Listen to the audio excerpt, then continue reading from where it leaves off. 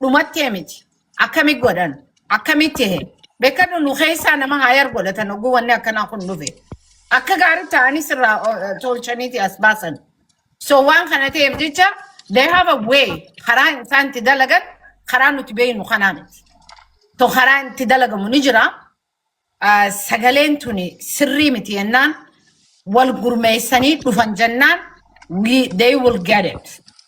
Nama gabboya dubbatu dhabame malee beekadu isaan nurra maali hawaasa isaaniitirra smartii ta'aniiti miti. Yeroo dheeraa fudhata. Ogguuni fi wanta kan investigate godhan thoroughly godhan. Itti bu'anii godhan. Sa'aatii 24 detective si kannanii godhan. Wagguu wanta ka jala deeman. 24 hour. Hin irraanfatina amma namoota keenya keessaa nama as fudhachuu ta'an. Waan achi kajeelanii ol oguu kannaniif they will work hard. Especially namoonni the devoted community in Kenya akka nu guddatu akka hawaasni keenya fuuldura deemu ilmaan keenya akka bakka gaariitti nu booda'anan warri fadhu takka teenye voluntary odeessinaaf. So kanaan sirratti qabu barbaade hin sodaatinaa boru yoo godhanis there is a day the next day will come up. Okay. Kibra galatoom birraaqi.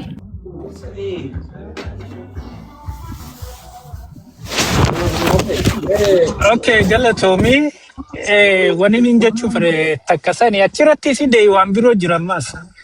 Akkaataa ammatti filmaanni geeffamu kanatti dubbiin odoo tamana murtiidhaatu odoo murtiin harkatiin filmaata san gaggeessu odoo odiitiin fi maarreen kun cuftinuu qabeenyi jaarmaya hin beekamin wanni itti bee wanni jiru sumuun shilingiin odoo hin isaabamin isaaba abbaa duulaa tokko isaabanii filmaata gaggeessinaan sanis takka isinis mataa isiitis rakkoodha. Maaliif seerri itti mana murtii itti jiru tokko seerri san cabe seerri san akka oggulama cabeetti isaafama. Seerri san jijjiiraniiti filmaata kana gotoofan. Odoo murtiin saniin kan namni seerri san jijjiiruun takka sanuu yakka birooti akka kiyyatti kaalaalutti akkasuma fakkaatti abbaan heeraa nu keessa jira san adda baasaa. So Maadi. yes. Gaafii tana isinuma hundaaf hin dhiyeessan including Rais Ati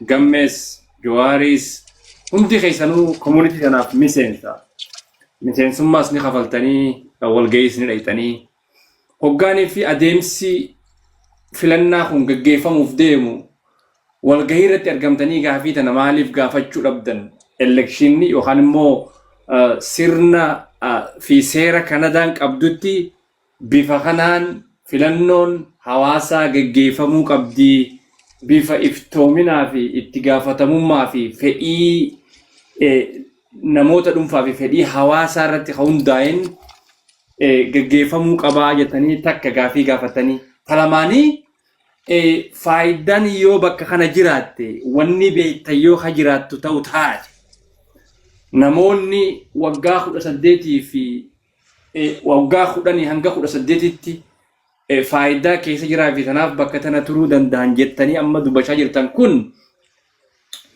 jala deemtanii isin ilaalchisa wanni Oromoo waan keessanii namni tokkichiin intalti takkittiin Oromoodhaa ta biyya Masrii teessee biyya Suudii teessee yookaan immoo biyyuma akka Keeniyaatiif Ugaandaallee teessee dachii warra isaanii gurgursiiftee Kaayiroo teessee mana namaa dalaydee horii kana walitti waggaa 4 waggaa 5 wali qushaashtee wali qabdee sponsora kanaan bitattu yoo evidensii fi yookaan immoo abbummaa maalin irraa beesanuu ha jiraatu yoo ta'e evidensii akkana kana wali gurtanii warra waan kana dalagu jiru maaf hagammaa xiqqeessuu dhabdanidha.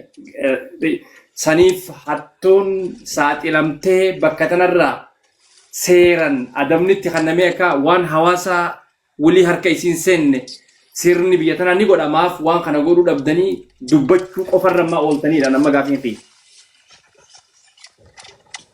Okay, galatomi. Gaafii akkanaa tana gaafachii walgahii irrattis numa gaafannaa. yoo tagartee uummata maallaqa horii corotee laffee waa meeqa fide daawuntaawun tana shamarran meeqa wal gubbaa galchanii taa'u jirti. Daawuntaanuma tana. Meeqa atis as taa'ii atis achi taa'ii ijaanii wal gubbaa galchanii meeqaa jira tuulanii wal gubbatti. Daawuntaawun tana keessa. Ta doolaara Ameerikaa tish jettee lakkooytee fiddee as wal gubbaa kaayanii asis taa'e achis taa'e ijaanii numaa sanbira kutaniiti. Sanbira kutanii ono hiree namaa fa'aa balleessuu eegalan kun amma tanuma Oromootu sawwaan akkasiiti wanni kan san evidensi ni jirti san jaranaalticha guddaatu waan taa'eef beeyna sanii. So next step ida san wanni hireen guddoon taanii wanti akkasii hedduu jira san waan rakkoo qabduun. Birraa fi difama mooti moha. Yeah. Namoonni especially maqaa responsoraatiin tuqaa qaban community lead godhuudhaa fi as bahani. Is that what I'm hearing? Ni hamataman jennu? Namoonni hamataman kan community serve godhuudhaaf qophaa'ee jira. Bisa tanah kan nufi yalu. Yeah, please. Because it's very necessary for me. One in a do ummata kaya gargaru barbadu. Absolutely.